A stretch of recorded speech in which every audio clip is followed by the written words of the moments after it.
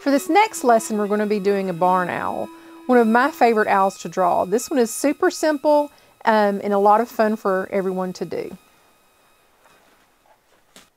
For this session, we're going to be drawing one of my favorite things, which is a barn owl. I'm kind of known for painting birds. They're kind of my thing. So I always love working with kids and showing them how to draw simple pictures of birds that they can either make really easy or they can go back and add a whole lot of detail to. We're going to be doing a simple version of this barn owl today. And I'm going to show you today how we take this bird and break it down into easy shapes and then put them back together into a beautiful owl. So the first thing we're going to do is we're going to draw the owl's face. Now the owl's face looks very much like a heart. So we're just going to draw a heart right here in the middle of our paper. And again, you can use any paper you have on hand to do this with. I just happen to have some more of this brown tone paper from my old sketchbook that I think would look really neat with this. So this is our owl's face right here. The next thing we're going to do is we're going to draw a line down the middle almost to the very end, but we're going to stop right there. This is where his beak is going to be. So we're going to draw a little upside down Y. Then we're going to make the letter V to connect it into a kite shape. Can y'all see that? Looks just like a little kite. So the next thing we're going to do is he has to have his eyes. So we're going to draw a line from here to here on each side, just like that. And then we're going to give him his beautiful eyes, like this. Okay, so now we need to draw his body. This is just going to be a portrait of this owl. We're not going to draw the whole thing. If you wanted to, you could, but to make this simple, we're going to start right here and we're just going to draw a great big upside down letter U. Can y'all see that? Pretty easy, right? Yeah. Okay, so let's do a couple of wings. We're just going to start right here. Give a little wing there and right there. And they have little speckled tummies. So I like to draw little letter V's all over their tummies, just like that.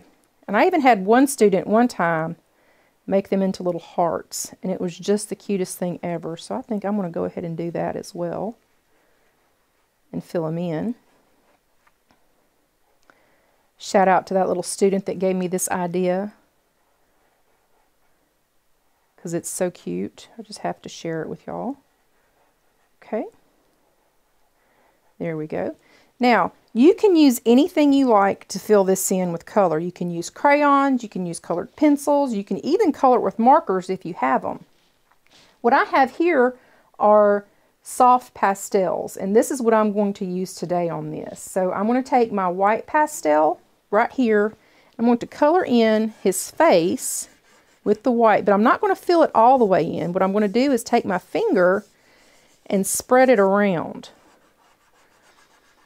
This works with oil pastels too if you do it this way. Just take and fill it and spread it around till you've got it the way you want it. Don't forget the other side. And it's okay to color directly on top of those Sharpie lines because they'll show through in the end. And just spread it around. Just like that. Now I'm going to do his chest the same way, and we're going to take the side of our pastel and we're going to lay it down just like this and fill it in. Don't forget to use your finger and spread it around just like that. Super easy. Now I'm going to do his little beak, and I think I'm going to use a really pretty tan. You can use any color you want. If you want to make your owl purple and green, you could do it that way. But I'm going to go with the traditional colors and fill that in, and I'm going to spread it just a little bit with my finger, just like that. I'm going to give him some amber colored eyes. There we go. I'm going to fill those in.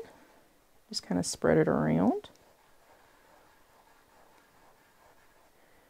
Now our little owl is going to have, let's see, let's go with this color for his body. I'm just going to take this again on the flat edge and gently fill it all in like this. Don't forget to take your finger and rub it in.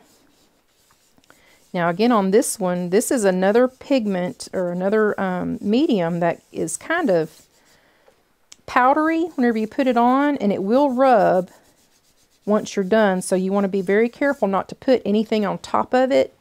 What you can do is you can take hairspray or a fixative and you can spray it when you're done, and that will help set the pigment and keep it from running all over the place. Let's do his little wings. Same way. Just like that. Let's give him a couple of little pupils for his eyes. He's looking off to the side. There we go. And then you can do your background any color you want. I think I want to do mine a dark blue, because I think that would be really pretty. Just very carefully take your blue and fill in your background. Now I have done these on brown paper before, similar to what I'm using here, but what we used was actually brown paper bags from a grocery store that had been used to bring groceries home in.